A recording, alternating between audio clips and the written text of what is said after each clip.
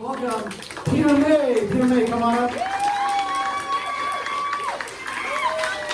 Peter May. Hi.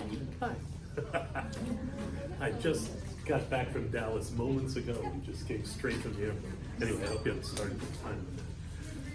All right. The Mexican government organization that got us our permits to shoot at the Maya ruins in Palenque, in the heart of Chiapas, did not tell us that Chiapas was on the verge of civil war. The first we heard of that was at the hotel. We're checking out, and the guy at the desk says that the Sub-Commander Marcos, the leader of the Zapatista rebels, is in the hills nearby, and we should probably beat it to the airport, which incidentally is 2 hours on the other side of this disputed territory. So we hire a van and a driver, and the driver says, we can't take the main road because the Zapatista rebels have closed the road, so I know some back roads. So about an hour away from the hotel, we're driving down one of these back roads, and he stops in the middle of the road. And we all look ahead, and yep, there's a mob up there. 150, 200 people blocking this crossroads.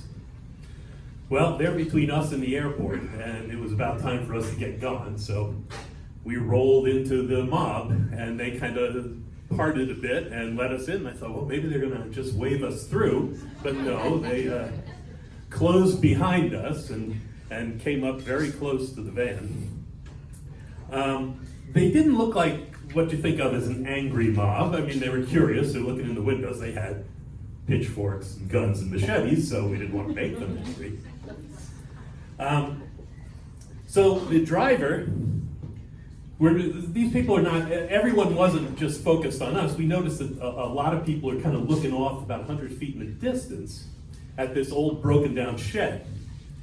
And so there appears to be some meeting going on there or something, and the driver saw that too, and he gets out of the van and starts taking a couple of steps in that direction, and then turns around and yells something to us in Spanish, and then keeps going. It's like, wait, where's he going? What did he say? I mean, he could have said, well, don't worry, I got this, Or he could have said, so long, suckers, So we're watching him walk away, and in the meantime, I've got all these thoughts going through my head. I mean, all I know is it's getting hot in this van, and we got this mob all around us, and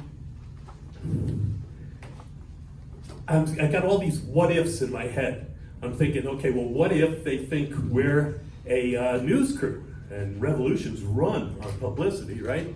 Or what if they think all this equipment is worth something and they could, it's probably $60,000, $70,000 worth of TV equipment. Or what if they know that we're working with a government agency?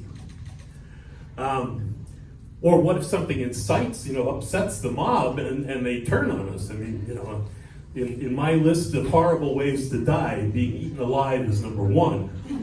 But being hacked up with machetes, I mean, that's gotta be in the top 10. So while these thoughts are pinging and ponging around in my brain, our producer is pointing out that way.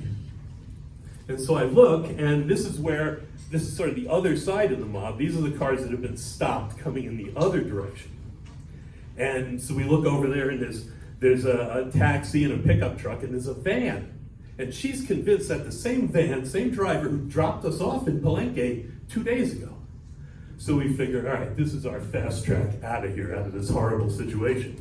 So it took us about 1 minute to figure out how we were going to carry 13 cases of equipment and suitcases and all in one trip. And once we got that together, we made our move. We opened the door of the van, and just calmly and without making too much of a distraction, we thought we'd just get out and start walking through the crowd. And that's what we did, just as calm and polite. We stayed close. I mean, I was scared to death, but we stayed together, and we just walked through the crowd. And it's, excuse me, con permiso, excuse me. We're just walking through the crowd, and within 30 seconds, we're at the edge of the crowd, We get in the van, and the driver calmly turns it around and drives us away. So for 10 minutes, it was dead silent in the van, dead silent, because we didn't know if we were being followed, what was going on. 10 minutes later, we finally realized nobody's following us. We all exhale. He pulls over to the side. We open the doors of the van and come out. We are tripping on adrenaline. I mean, we are shaking uncontrollably. We're laughing, we're yelling, we're hugging each other so hard that we were bruising each other. So the closeness of that moment was just transcendental. I swear I got goosebumps just telling you about this. So I have two kind of sad footnotes to that story. One is that about a month after our little escape, the Zapatista Revolution of 1994 began, and the local the Zapatista rebels took about 6 towns.